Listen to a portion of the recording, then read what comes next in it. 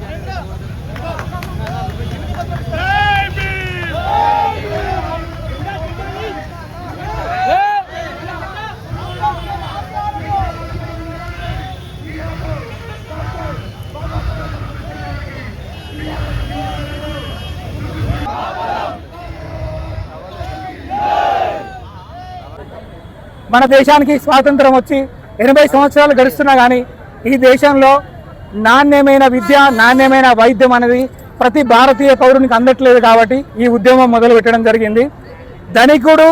ధనికుని కొడుకు ఏ పాఠశాలలో కూర్చొని విద్య తీసుకుంటాడో అక్కడే పేదవానికి కూడా విద్య అందాలి.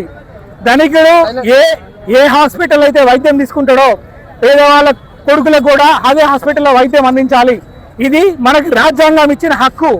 80 సంవత్సరాలైనా ఈ రాజ్యాంగం ఇచ్చిన హక్కు ఇంతవరకు ఈ ఎన్నో రాజకీయ పార్టీలు, ఎంతో మంది రాజకీయ నాయకులు వచ్చినా కానీ ఈ దేశంలో మార్పు రాలేదు. అందుకే ఈ పోరాటం మొదలుపెట్టినాం. కలెక్టర్ కొడుకు ఎక్కడ చదువుకుంటాడో కలెక్టర్ ఆఫీసులో పనిచేసే అటెండర్ కొడుకు కూడా అదే పాఠశాలలో చదువుకోవాలి. ఒక పోలీస్ కమిషనర్ కొడుకు ఎక్కడ చదువుకుంటాడో వాళ్ళ కింద పనిచేసే హోంగార్డ్ కొడుకు కూడా అక్కడే చదువుకోవాలి. ముఖ్యమంత్రి కొడుకు మనవాడు ఎక్కడ చదువుకుంటాడో ముఖ్యమంత్రి ఒక రైతు కొడుకు అదే పాఠశాల చదువుకోవాలి. అదే మనకి నిజమైన స్వాతంత్రం. కాబట్టి ఈ ఉద్యమాన్ని గత కొంతకాలం నుంచి ప్రతి దగ్గర విద్యార్థులను అణచివేస్తూనే ఉన్నారు. 80 సంవత్సరాల నుంచి విద్యార్థులు అణచివేస్తున్నారు. ప్రతి ఒక్కరి నోరు నొక్కుతూనే ఉన్నారు. ఎన్ని రోజులు కొన్ని కాలనీలో పోతే ఎక్కడ కూడా సరైన వైద్యం అందట్లేదు, సరైన విద్య లేదు. కాబట్టి మా ఉద్యమానికి ఎవరు నాయకులు అంటే, ఏ తండ్రి అయితే వాళ్ళ పిల్లల్ని చదివించలేకపోతున్న డబ్బులు పెట్టి ఆయనే మా ఉద్యమానికి నాయకుడు. ఏ తండ్రి అయితే వాళ్ళ తండ్రికో వాళ్ళ పిల్లలకో వైద్యం అందించలేకపోతుండో వాళ్ళే మా ఉద్యమానికి నాయకులు. కాబట్టి ఈ పోరాటం దేశంలో ప్రతి పౌరునికి ప్రతి ఇంటికి అవసరమైన పోరాటం కాబట్టి ఈ ఉద్యమాన్ని మొదలుపెట్టినాం. ఖచ్చితంగా ఇది ప్రతి ఒక్కరి ఉద్యమం, ఇది నా ఒక్కరి ఉద్యమం కాదు, ఇక్కడ వచ్చిన ప్రతి ఒక్క నాయకుల ఉద్యమం. కాబట్టి ఇది ప్రతి ఒక్కరు ఇంటి ఉద్యమం లా తీసుకొని మీరే ఒక నాయకుల్లాగా ప్రయత్నం చేయండి. ఎందుకంటే విద్య వైద్యం అనేది ప్రతి కుటుంబంలో మోస్తున్న భారం ఇది ఈ దేశంలో. అందుకే ఈ దేశ యువత ఎదగలేకపోతుండ్రు. ఈ దేశంలో ఉన్న యువత నిరుద్యోగంగా మారాలంటే మారుతుండ్రు అంటే ఈరోజు నాణ్యమైన విద్య అందుకనే నిరుద్యోగంగా మారుతుండ్రు. ఈ దేశంలో ఉపాధి నెలకొల్పినా కానీ ఎదగలేకపోతున్నారు. అంటే వైద్యానికి అయ్యే ఖర్చుని ఆ కుటుంబం భరించలేక వాళ్ళకి ఆర్థికపరమైన సమస్యలు వచ్చి ఆ కుటుంబంలోకి వెళ్ళి మరణాలు వచ్చి ఎదగలేకపోతారు. కాబట్టి ఈ దేశంలో అంబానీకైనా నిరుపేదకైనా ప్రాణానికి ఒకటే విలువ ఉండాలి.